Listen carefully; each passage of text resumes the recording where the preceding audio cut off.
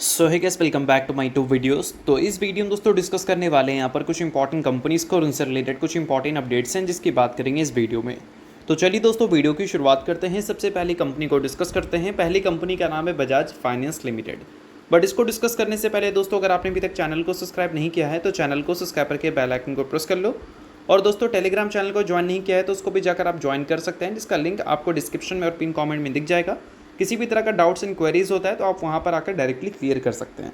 और साथ में दोस्तों एक डिस्क्लेमर भी है, जितनी भी कंपनी से रिलेटेड न्यूज़ एंड अपडेट्स हम कवर करेंगे वो सारी न्यूज़ एंड अपडेट्स सिर्फ और सिर्फ एजुकेशन पर्पज़ के लिए, तो उसको किसी भी तरह का इन्वेस्टमेंट एडवाइस मत समझना। आप खुद से रिसर्च और एनालिसिस कर सकते हैं। तो चलिए दोस्तों वीडियो की शुरुआत करते हैं। सबसे पहले बात करते हैं बजाज फाइनेंस से रिलेटेड कुछ इंपॉर्टेंट न्यूज़ एंड अपडेट्स के बारे में। सो दोस्तों अगर पिछले 4-5 दिन की बात करें तो इस पीरियड में बजाज फाइनेंस से रिलेटेड हमें मल्टीपल न्यूज़ सुनने को मिली है। इस न्यूज़ की वजह से अल्टीमेटली बजाज फाइनेंस का जो बिजनेस है उसमें एक पॉजिटिव साइन जाता है। अब इन सारी चीज़ों को थोड़ा सा डिटेल में समझेंगे। देखो, अभी हाल ही में जीएसटी के न्यूज़ की वजह से पूरा बाजार आपको खुश नज़र आ रहा था, और उसी दिन एक और न्यूज़ हमें सुनने को मिली थी जिसको हमने कवर तो नहीं किया था, बट आज के दिन उसकी ही बात कर लेते हैं। तो देखो दोस्तों, मेंशन है यहाँ पर कि S&P ग्लोबल रेटिंग की तरफ से एक रेटिंग अपडेट हुआ है बजाज फाइनेंस को लेकर, और वो रेटिंग जो अपडेट हुआ है वो पहले के मुकाबले अगर हम देखें तो उसको अपग्रेड इन्होंने किया है। अब S&P ग्लोबल जो है वो इंटरनेशनल क्रेडिट एजेंसी है, ये सिर्फ कंपनी को ही रेट नहीं करती, कंट्री को भी रेट करती है। तो अल्टीमेटली इनके जो रेटिंग्स हैं उसको काफ़ी ज़्यादा इम्पॉर्टेंट बोल सकते हैं माना जाता है।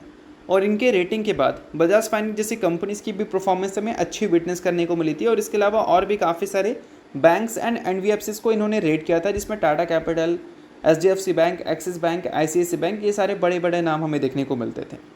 अब इस चीज़ को थोड़ा सा डिटेल में समझ लेते हैं। तो देखो दोस्तों, सबसे पहले अगर हम रेटिंग की बात करें तो पहले उनका जो रेटिंग था वो हमें देखने को मिलता था BB माइनस पॉजिटिव, और अब उन्होंने इसको बोल सकते हैं अपग्रेड कर दिया है, BBB स्टेबल A दे दिया है। तो अल्टीमेटली पहले के मुकाबले रेटिंग अगर अपग्रेड हुई है तो इस चीज़ को हम पॉजिटिव कंसीडर कर सकते हैं।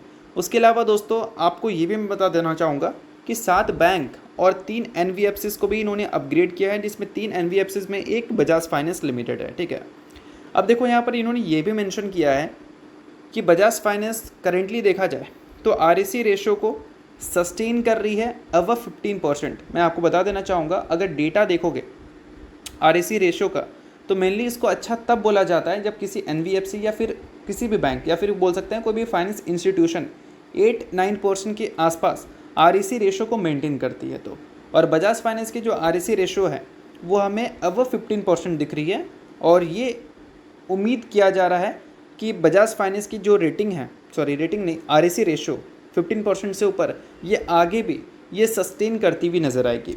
ये कौन उम्मीद कर रहा है भाई? तो ये रेटिंग एजेंसी यानी कि S&P ग्लोबल। ठीक है, और ये सारी चीज़ों की वजह से कंपनी के काफ़ी स्ट्रॉन्ग कैपिटल और अर्निंग असेसमेंट देखने को मिल सकते हैं अगले 12 से 14 महीनों में, यानी कि अगले 1 से 2 सालों में। तो अल्टीमेटली इन सारी चीज़ों को आप नोट डाउन कर सकते हैं। बट उसके अलावा दोस्तों और भी कुछ चीज़ों को हम लोग कवर कर लेते हैं, जिसमें GST की बात हो रही है। अब देखो, हाल ही में GST की वजह से Bajaj finance, Bajaj Finserv, Bajaj housing finance, SBI ये सारे बहुत खुश थे, क्योंकि दोस्तों GST की वजह से काफ़ी सारी चीज़ें अब हमें सस्ती होती हुई नज़र आएंगी, जिसकी वजह से डिमांड उसका इंक्रीज़ हो सकता है। और इस पे एक प्लस पॉइंट ये है कि पहले के मुकाबले जो रेपो रेट है वो भी कम हो चुका है, यानी कि जो फाइनेंस लोग कराते थे उसमें जो उनको इंटरेस्ट देना पड़ता था पहले के मुकाबले वो भी अब कम देना पड़ेगा, यानी कि डिमांड तो ऊपर जाएगा बट फाइनेंस कराने में भी जो पहले खर्च होता था वो पहले के मुकाबले कम होगा, जिससे अल्टीमेटली क्या है कि इंडिया के इकोनॉमी के लिए ये काफ़ी अच्छा प्लस पॉइंट है। उसके साथ जो बैंक्स इंस्टीट्यूशन फाइनेंस करती थी उनके लिए भी काफ़ी ज़्यादा अच्छा प्लस पॉइंट है। और देखो दोस्तों, मोतीलाल ओसवाल का एक रिपोर्ट हमें देखने को मिल रहा था, जिसमें ये मेंशन किया गया था कि ये जो GST वाली चीज़ें हमें देखने को मिली, इससे जो सबसे ज़्यादा फ़ायदा होगा किसी कंपनी के बिज़नेस को, तो उसमें सबसे पहला नाम दिया गया था बजाज फाइनेंस को, क्योंकि जब भी हम बात करते हैं फाइनेंस की तो वहाँ पर बजाज फाइनेंस की ही नाम हमें सुनने को मिलती है। तो इस वजह से इन सारी चीज़ों को नोट कर सकते हैं, क्योंकि बजाज फाइनेंस का नेटवर्क भी काफ़ी बड़ा है इस वजह से। तो अल्टीमेटली ये सारी चीज़ों को नोट करो, और क्योंकि ये सारी चीज़ें जो हैं वो कंपनी के कंज्यूमर लेंडिंग प्रोडक्ट्स में आती हैं, तो इस वजह से ये जो सेगमेंट है वो भी कंपनी का आगे चलकर काफ़ी ज़्यादा हाईलाइट हमें रहता हुआ दिखेगा। और दोस्तों ये भी समझ लो, जितनी भी चीज़ें अभी तक मैंने आपको बताई है वो सारी चीज़ें सिर्फ और सिर्फ एजुकेशन पर्पज़ के लिए, आप खुद से रिसर्च और एनालिसिस भी कर सकते हैं। तो चलिए इसके अलावा बात करते हैं अगली कंपनी के बारे में जिसका नाम है जियो फाइनेंशियल सर्विसेज लिमिटेड। बट इसको डिस्कस करने से पहले दोस्तों, अगर आपने अभी तक मेरे टेलीग्राम चैनल को ज्वाइन नहीं किया है तो उसको ज्वाइन कर लो। अगर आपको किसी भी तरह का मार्केट से रिलेटेड डाउट्स एंड क्वेरीज होती है तो वो डायरेक्टली आप आकर वहाँ कर क्लियर कर सकते हैं। और सेबी रजिस्टर्ड टेलीग्राम चैनल है तो इस पर आप ट्रस्ट भी कर सकते हैं क्योंकि सेबी के द्वारा रजिस्टर है। और इसके अलावा आपको डाउट्स एंड क्वेरीज भी मिलती है एक्सपर्ट के जरिए, तो ये आपके लिए काफ़ी ज़्यादा बेनिफिशियल रह सकता है। लिंक डिस्क्रिप्शन में है और पिन कमेंट में है, आप ज़रूर जाकर चेकआउट कर लेना और ज्वाइन कर लेना। तो चलिए बात करते हैं जियो फाइनेंशियल सर्विसेज के बारे में। सो दोस्तों, जियो फाइनेंशियल सर्विसेज जो है वो पिछले कुछ टाइम में एक न्यूज़ के वजह से फोकस में है और वो सारी न्यूज़ आ रही है म्यूचुअल फंड से रिलेटेड।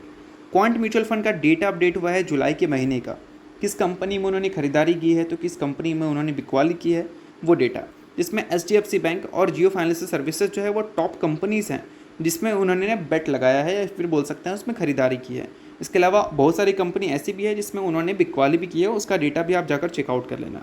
बट ये चीज़ें ऐसा नहीं कि पहली बार हमें किसी म्यूचुअल फंड की तरफ से सुनने को मिल रहा है, यही सेम चीज़ हमें सुनने को मिली थी किसके तरफ से, पराग पारिक की तरफ से। अब पराग पारिक आप सभी को पता है काफ़ी बड़ा नाम है। अब उनकी तरफ से भी हमें चीज़ें देखने को मिली कि रिलायंस इंडस्ट्रीज़ में उन्होंने बिकवाली की है। वही जियो फाइनेंशियल सर्विसेज की बात करें तो वहाँ पर हमें बाइंग देखने को मिल रही थी, जो कि आप यहाँ पर डिटेल में समझ सकते हैं। तो देखो यहाँ पर मेंशन है कि पराग पारिक की जो होल्डिंग्स हैं जियो फाइनेंशियल सर्विसेज में वो पहले भी थी, बट इस बार अगर जुलाई के महीने की बात करें तो उसमें उन्होंने अपने होल्डिंग्स को इंक्रीज़ किया है। और सिर्फ उस कंपनी में ही नहीं, 30 और कंपनी है उसमें भी। और उसके अलावा रिलायंस इंडस्ट्रीज़ में भी वो पहले से ही हैं, बट उसमें अपने होल्डिंग्स को उन्होंने रिड्यूस किया है। रिड्यूस करने की बात हो रही है, ना कि कंप्लीट एग्जिट करने की, इस चीज़ को समझो, ठीक है। और सिर्फ ऐसा नहीं कि रिलायंस इंडस्ट्रीज़ में ये चीज़ें हमें देखने को मिली है, उसके अलावा 38 कंपनी और है जिसमें भी ये चीज़ें हमें देखने को मिल रही है। प्राइम डाटाबेस का ये स्टेटमेंट हमें देखने को मिला है। तो इन सारी चीज़ों को आप खुद से भी वेरीफाई चाहो तो कर सकते हैं, क्योंकि डेटा के बेसिस पे ये सारी चीज़ें मैं आपको बता रहा हूँ। उसके अलावा दोस्तों, अब ये सारी चीज़ें जो हमें देखने को मिल रही है पराग पारिक की तरफ से या फिर हम बोल सकते हैं क्वांट म्यूचुअल फंड की तरफ से, ये बोल सकते हैं इसलिए भी है क्योंकि पहले के मुकाबले अब जियो फाइनेंशियल सर्विसेज का जो सिचुएशन है वो थोड़ा डिफरेंट है। डिफरेंट ये है कि जियो फाइनेंशियल सर्विसेज अब हमें बिजनेस से रिलेटेड चीज़ें अपडेट करती हुई दिखती है। हाल ही में एक बड़ा न्यूज़ हमें देखने को मिला था जिसमें मेंशन था कि जियो फाइनेंशियल सर्विसेज जर्मनी बेस्ड एक कंपनी है अलायंस, जिसका पहले पार्टनरशिप हमें बजाज फिनसर्व के साथ देखने को मिलता था। उसके साथ इन्होंने एक जॉइंट वेंचर की फॉर्मेशन की है इंश्योरेंस मार्केट में उतरने के लिए। तो अल्टीमेटली ये एक काफ़ी बड़ा न्यूज़ था। अब ये जो न्यूज़ है वो जियो फाइनेंशियल सर्विसेज के लिए बड़ा इसलिए क्योंकि अभी कंपनी अपने शुरुआती फेज़ पे है और एक बड़े नाम के साथ अगर इसने पार्टनरशिप कर कर एक बड़े मार्केट में उतरने का फैसला किया है तो ये एक कंपनी के लिए काफ़ी अच्छी बात है। अब देखो दोस्तों, ये सारी चीज़ें इंपॉर्टेंट इसलिए भी है, मैं आपको डेटा के बेसिस पर बताता हूँ। अब देखो, जियो फाइनेंशियल सर्विसेज के पेयर्स की जब हम बात करते हैं तो आदित्य बिरला ग्रुप भी इसका पेयर है, टाटा इन्वेस्टमेंट भी इसका पेयर है और एंजल वन भी इसका पेयर है।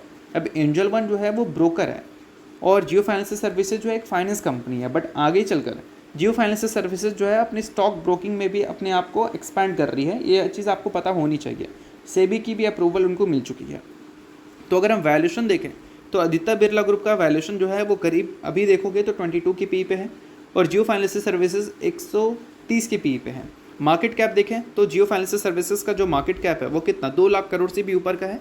आदित्य बिरला का जो मार्केट कैप है वो लगभग 75,000 करोड़ के आसपास मान लो आप, ठीक है।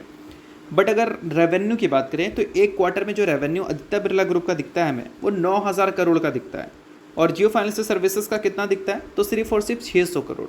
तो 600 करोड़ के रेवेन्यू के बेसिस पे आप 2 लाख करोड़ के मार्केट कैप को तो जस्टिफाई नहीं कर सकते, बट फिर भी आपको इतना वैल्यूएशन इसलिए मिल रहा है क्योंकि आगे चलकर आप सिर्फ और सिर्फ एनबीएफसी सेक्टर को ही टारगेट नहीं कर रहे हैं, उसके अलावा आप म्यूचुअल फंड सेक्टर को भी टारगेट कर रहे हैं, ब्रोकिंग वाले सेक्टर को भी टारगेट कर रहे हैं। तो ब्रोकिंग वाले सेगमेंट से भी अगर कंपैरिजन करें तो एंजल वन का एक क्वार्टर का जो रेवेन्यू है वो 1000 करोड़ है। तो उससे भी अगर देखें तो जियो फाइनेंशियल सर्विसेज पीछे ही है, बट मल्टीपल सेक्टर है और मल्टीपल ग्रोइंग सेक्टर है, बड़ा सेक्टर है। इस वजह से कंपनी को वैल्यूएशन ज़्यादा मिल रखा है, ऐसा भी हम बोल सकते हैं।